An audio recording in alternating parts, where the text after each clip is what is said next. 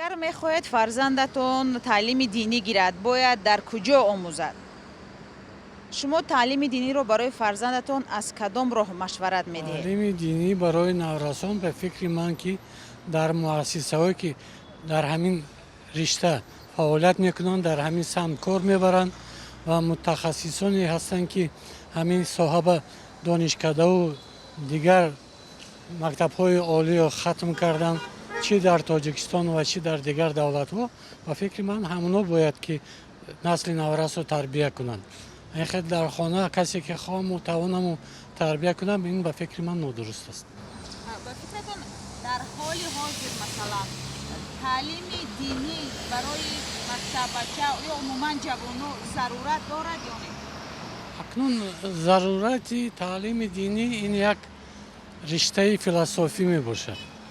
و با این باید که کاملا شخص تیار شده و خودش با رازگی خودش آمده و خواست اگر که به همین رشته به همین راه رود. چه خیلی که با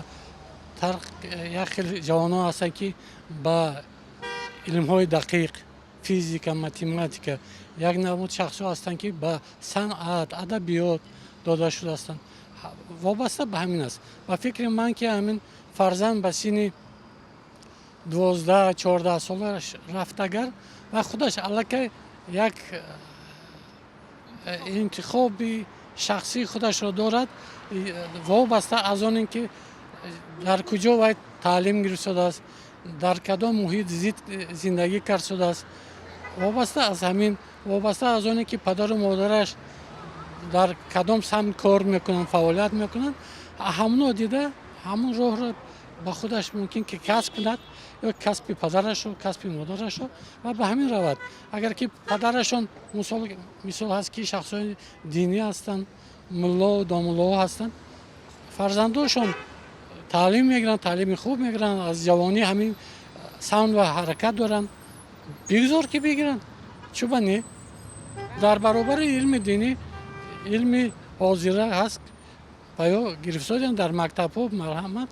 تحصیل کنن علم آموزن کودک باید همون چیزی که پدر و مادر میدونه هوای یاد گیره که با در مدرسه ممکن کمتر جدیتر چی کنن یخی کودک چیش خیلی میشه و بسیاری بعد تعلیم میتین مرال نی فکرهای هر خیلی دارن در خانه هم چیز پدر و مادر میدونه در برای دین هم قیاد گیره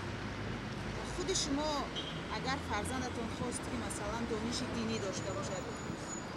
حکمه راستی گپ چیزی که برای من مهمه من همون چیزا برای فرزند می آموزم ای خیلی پروست و مدرسه در خانه و چی کنه خیلی در چی نکردن در اویلا فقط دیگه جاها مچیت و واهوب من به فکر من این کار پدر و مادر دیده نمیتوند کدام ملاقاتی واهو وام خورم همون به من به فکر من همین پدر و مادرشون فقط بابای و آچه‌هاشون همین وقتی تعلیم دینی اکنون حاضر مدرسه همین دیگه ای که مثال وای ندارد مدرسه به فکرتون خود شما فرزندتون مثلا همون روزه و نماز چگونه یاد گرفتن؟ اساس از پدر و مادر تربیت وای میگیرد اساسی وای از پدر و مادر بعد این مثال مدرسه و مکتب یه حتما مثال چیزش دارد که مثال تربیت فرزند معلمه که وای باشد که آموزگاره که وای نظم مثال وای کنه تعلیم دینی بله کی میتونه وای با دانش اویلا مثلا در یگان مکتبای مخصوص ما خودم یاد میتونم نمیدونم ای کتاب خوندم مدرسه رفتگی نیست مدرسه برای من مشکل تره همین کتابو هست کتاب مقدس میخوانم خودم در فایده شد خوندگیش هم خوبه